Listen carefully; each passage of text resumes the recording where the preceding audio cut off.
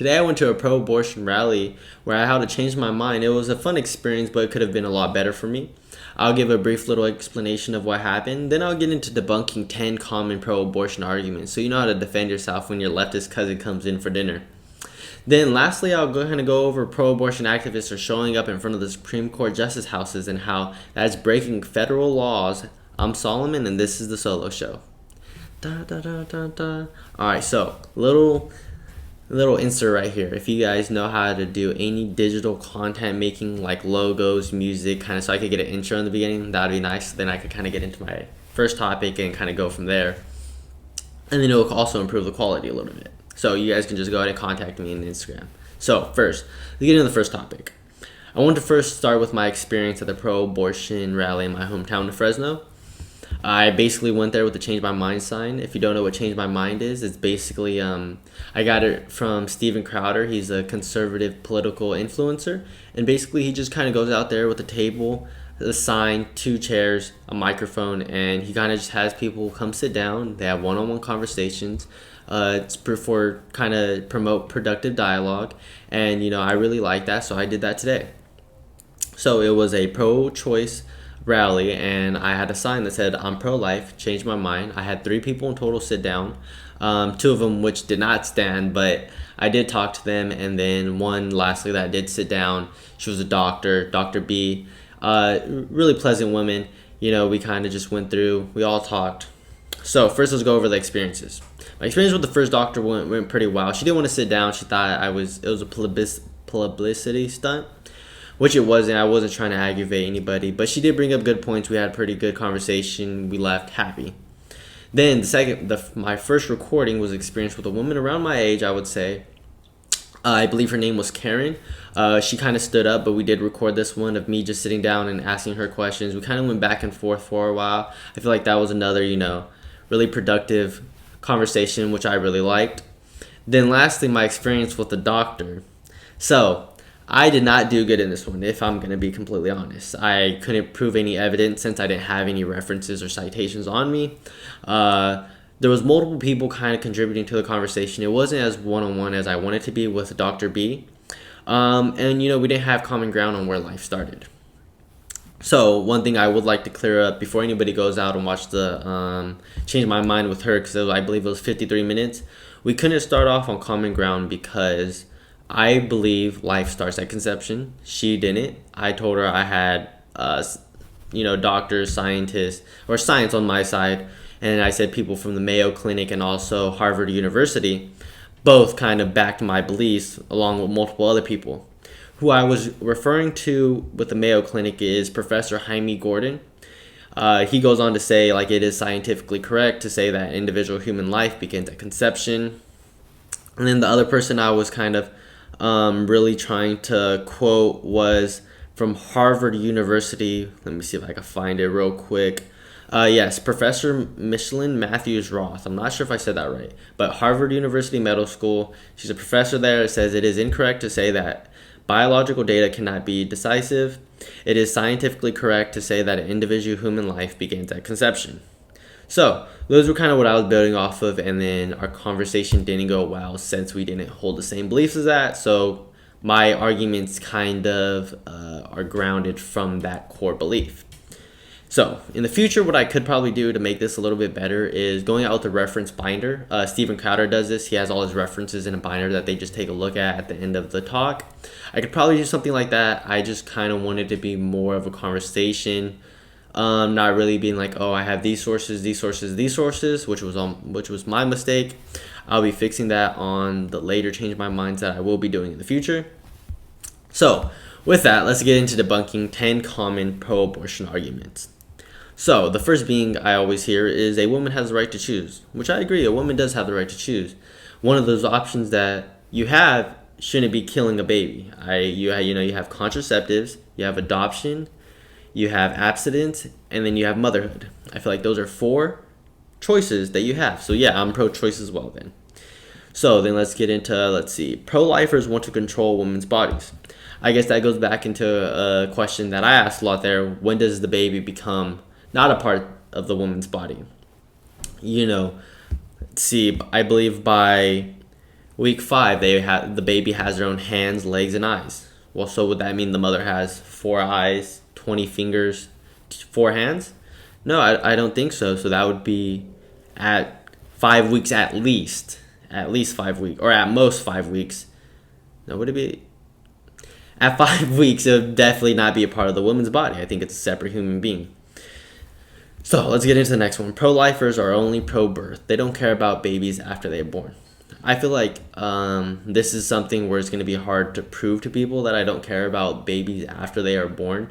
You know, like I would say I care about the baby, you know, pre-birth, after birth, and kind of it's more of, do I believe in government assistance of that baby after birth, which I don't believe in, because that would push us towards a socialist society where, you know, in history, socialism never has really worked. So next being the fetus is just a clump of cells. You know, technically we are all a clump of cells. We're just all a little bit bigger, smaller, you know.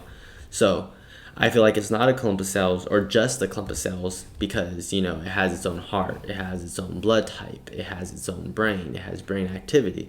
So that one would also be debunked. Then let's see. The fetus is not a person, just a potential person.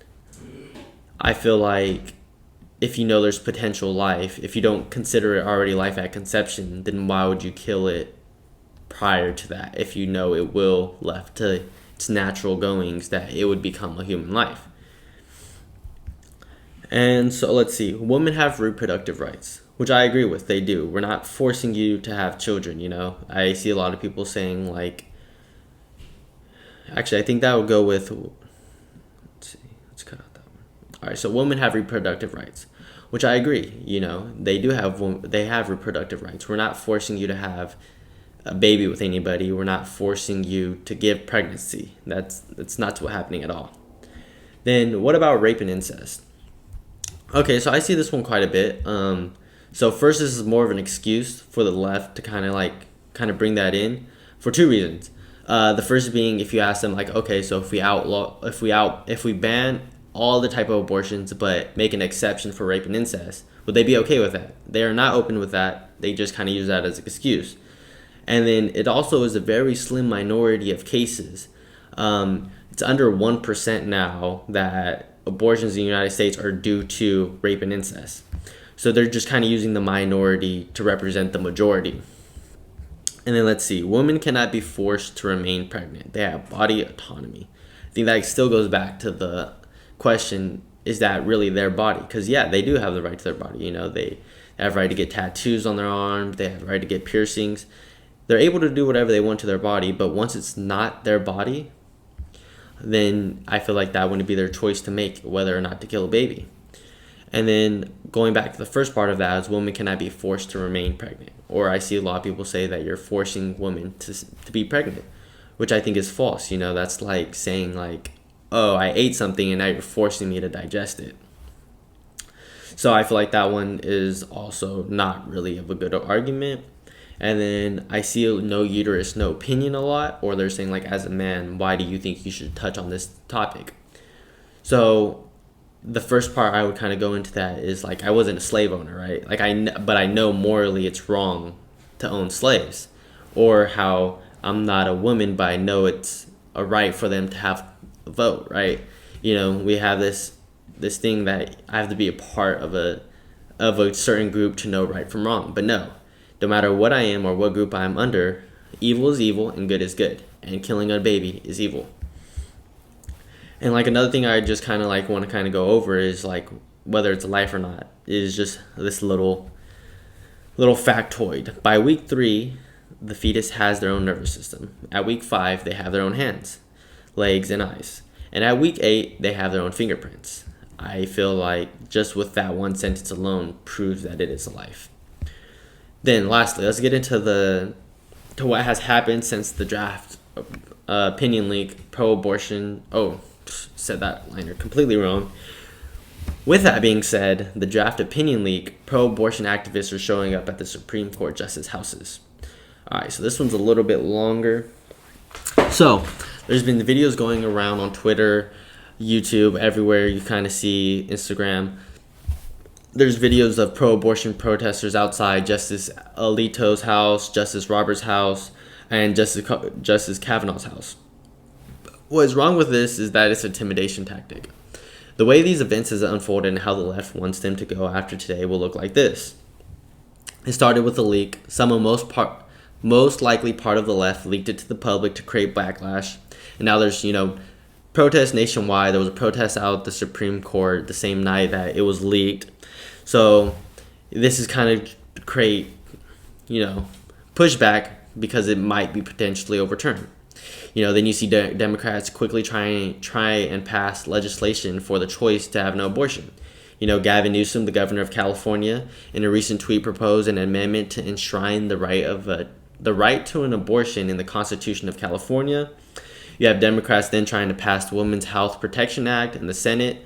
That failed 49-51. If you don't know, the Women's Health Protection Act would codify Roe v. Wade, essentially prohibiting governmental restrictions on access to abortion services.